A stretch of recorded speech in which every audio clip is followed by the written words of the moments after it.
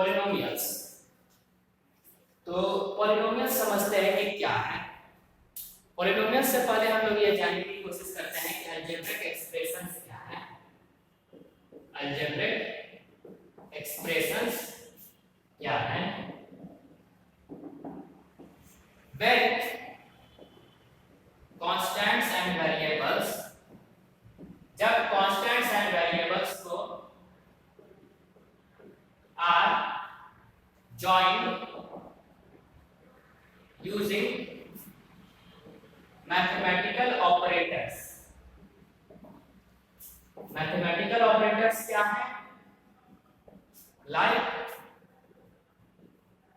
addition, subtraction, multiplication and division, etc. Then it is called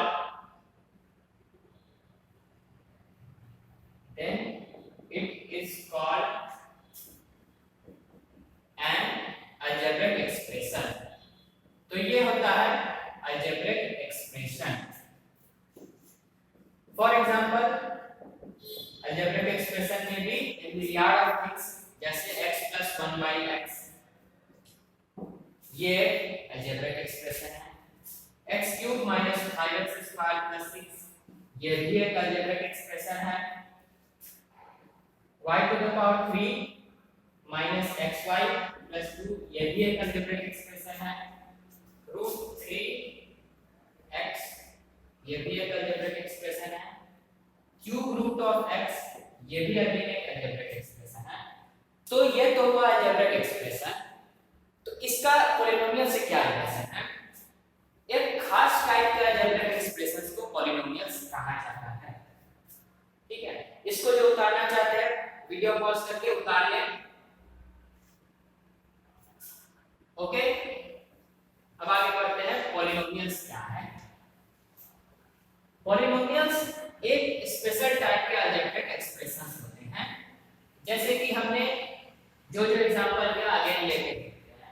x plus 1 by x, हमें कोशिश करना है कि जो भी वेरिएबल और कांस्टेंट का कांसेप्ट तो आप जान रहे हैं। कांस्टेंट मतलब वैसे वैल्यू जो चेंज नहीं होते हैं, और वेरिएबल वैसे जो चेंज करते रहते हैं परिस्थिति के अकॉर्डिंग। तो यहाँ हमारा वेरिएबल x है।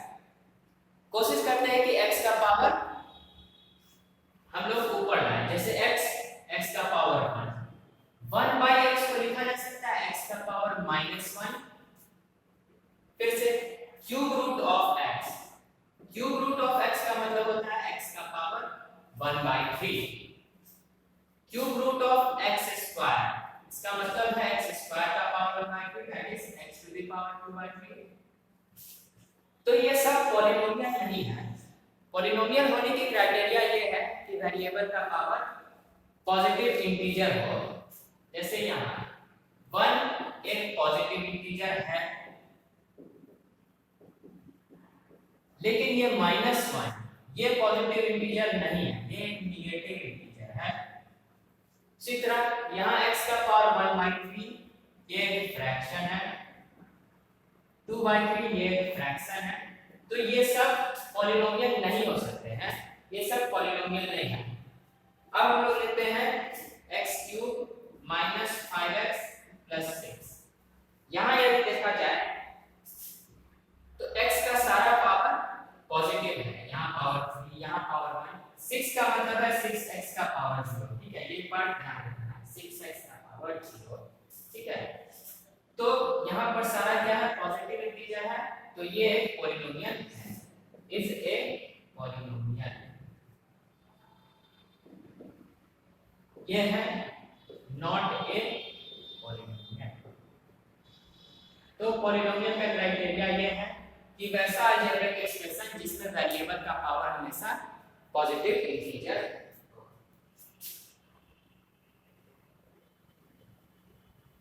एक और एग्जांपल लेते हैं।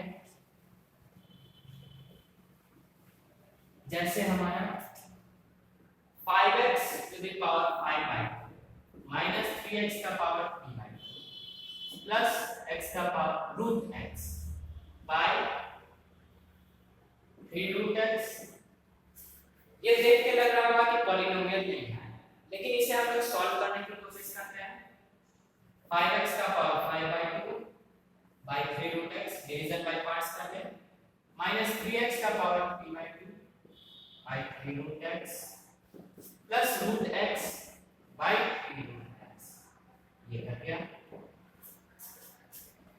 5x का पावर 5/2, रूट का मतलब होता है पावर 1। इसी तरह से यहाँ पे 3x का पावर 3/2, नीचे 3x का पावर 1/2 प्लस 1/3, यहाँ भी 3 और 3 काट सकते हैं, ये हो गया 5/3, x का पावर 5/2 माइनस 1/2। ये हम लोग जानते हैं कि पावर सब्ट्रैक्ट हो जाता है डिवीजन के केस में। यहाँ ये हो जाएगा 5/3x² minus x plus 1/2।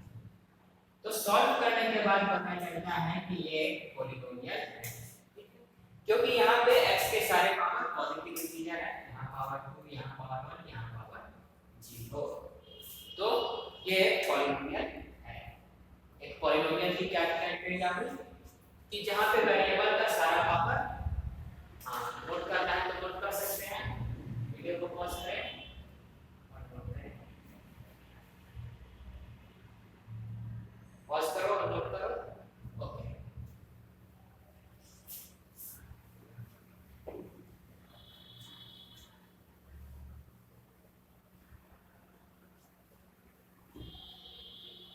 Moving on. अब पॉलिनोमियल का डेफिनेशन क्या हो सकता है?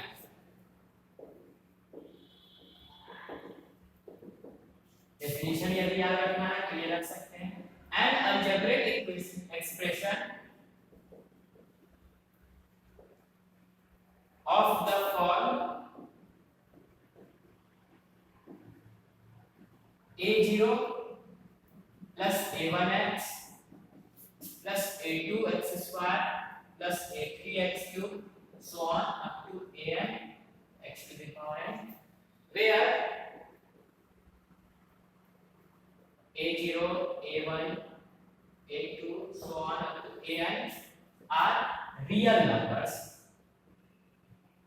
These can be any real number, whether rational or irrational, and then x to the power n always has to be a positive integer.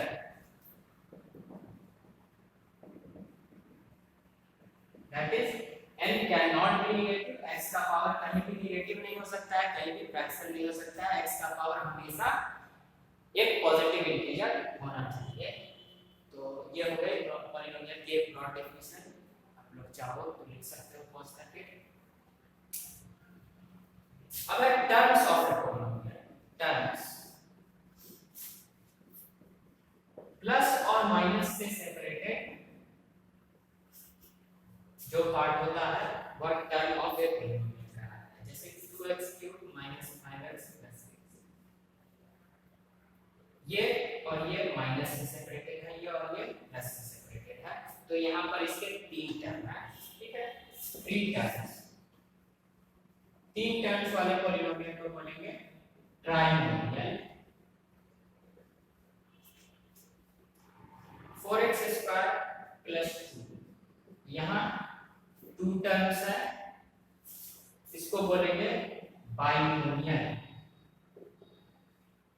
फिर x to the power 100 1 term है, इसको बोलेंगे monomial. इस तरह से हम लोग याद रख सकते हैं। Polynomials may be divided into different types on the basis of their terms. It can be a monomial, it can be a binomial, it can be a trinomial, and so on. एक term वाले polynomial को बोलेंगे monomial, 2 term वाले polynomial को बोलेंगे binomial, 3 term वाले को बोलेंगे ट्राइनोमियल। इस तरह से हम लोग आगे जाएंगे। So all of these are polynomial. Another one, एक और 7, ये कांस्टेंट है, तो इसको हम लोग कांस्टेंट पॉलिनोमियल बोलते हैं।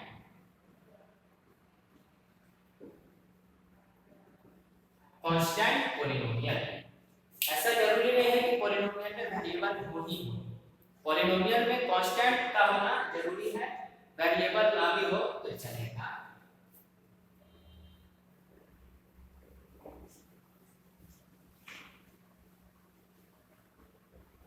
Another one is zero polynomial.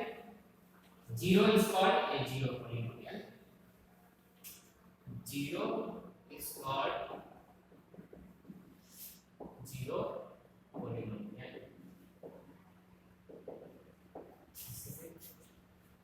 And then we can move out to degree of a polynomial. Degree of a polynomial. The highest power of the variable in a polynomial. The highest power of the variable in a polynomial. Although we have to study polynomials in one variable only, but I will be giving examples of two variables, three variables too. हमें सिर्फ एक variable वाले polynomial के question मिलेंगे, लेकिन दो variable, तीन variable, चार वेरिएबल वाले पॉलिनोमियल भी होते हैं। कोई जरूरी नहीं है कि पॉलिनोमियल के अंदर एक ही वेरिएबल हो। फॉर एग्जांपल x³ + x5, यहाँ दो वेरिएबल हैं x और y दोनों, तो ये भी एक पॉलिनोमियल है। यहाँ पे आपको पावर देखना है वेरिएबल का। जैसे वेरिएबल यहाँ पावर इसका 3 हो गया, ये वेरिएबल का पावर 1, इसका 1 ऐड होके 2 हो गया, तो यहाँ पे हाईएस्ट पावर वेरिएबल का 3 हुआ, therefore इसका डिग्री 3 है और ये क्यूबिक पॉलिनोमियल है। ध्यान रहे हमें कांस्टेंट का पावर नहीं ऐड करना है, जैसे 2⁴ x² + 3x + 4 का पावर 9।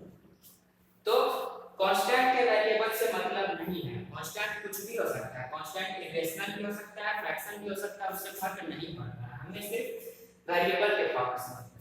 यहाँ वेरिएबल का पावर है 2, यहाँ वेरिएबल का पावर है 1, यहाँ वेरिएबल कुछ नहीं है तो x का पावर 0 लिख सकते हैं, तो यहाँ वेरिएबल का पावर है 0, देयरफॉर इसका डिग्री 2 हो गया और ये हो गया क्वाड्रेटिक पॉलिनोमियल। फिर है πx - 7, इसका डिग्री 1 है, ये कांस्टेंट है, पाई कांस्टेंट होता है, x वेरिएबल है, इसका पावर 1 है, इसका डिग्री 1 हुआ, देयरफॉर ये लीनियर पॉलिनोमियल। तो इस तरह से याद कर सकते हैं, डिग्री के बेसिस पे डिग्री 1 वाले पॉलिनोमियल लीनियर पॉलिनोमियल, डिग्री 2 वाले पॉलिनोमियल क्वाड्रेटिक पॉलिनोमियल और डिग्री 3 वाले पॉलिनोमियल क्यूबिक पॉलिनोमियल। इस तरह से याद रखना है, नोट करना है, कर सकते हैं, पॉज करके नोट करिए।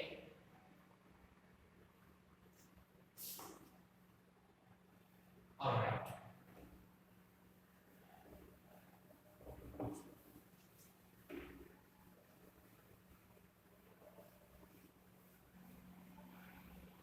the last topic for this session, coefficient। इस सेशन के लिए हमारा last topic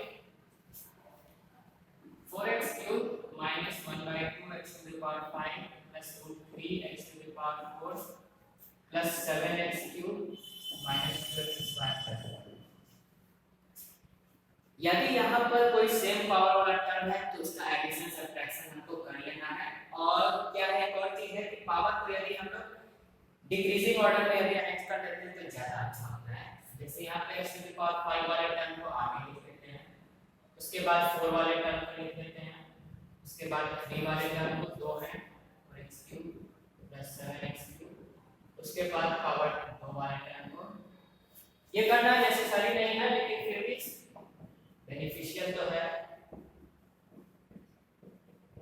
11x³ - 2x² + 7। Coefficient, अब यहाँ पर वेरिएबल जैसे कहा जाए, पूछा जाए कोफिशिएंट ऑफ x⁵, तो इसका मतलब है कि x⁵ में क्या मल्टीप्लाई हो रहा है, x⁵ के साथ मल्टीप्लाई हो रहा है -1/2, therefore x⁵ का वेरिएबल हो गया, कोफिशिएंट हो गया -1/2। कोफिशिएंट ऑफ x⁴ हो गया √3, कोफिशिएंट ऑफ x³ हो गया 11 एंड कोफिशिएंट ऑफ x² हो गया -2। तो ये होता है कोफिशिएंट। तो आपको पॉलिनोमियल्स का फर्स्ट एक्सरसाइज बनाना है आपकी बुक से, एनसीईआरटी से बनाओ, आरडी शर्मा से बनाओ, जो भी बुक आपके पास है उससे बनाइए। और फिर आगे हम लोग पढ़ेंगे values of polynomial, zeros of polynomial पढ़ेंगे।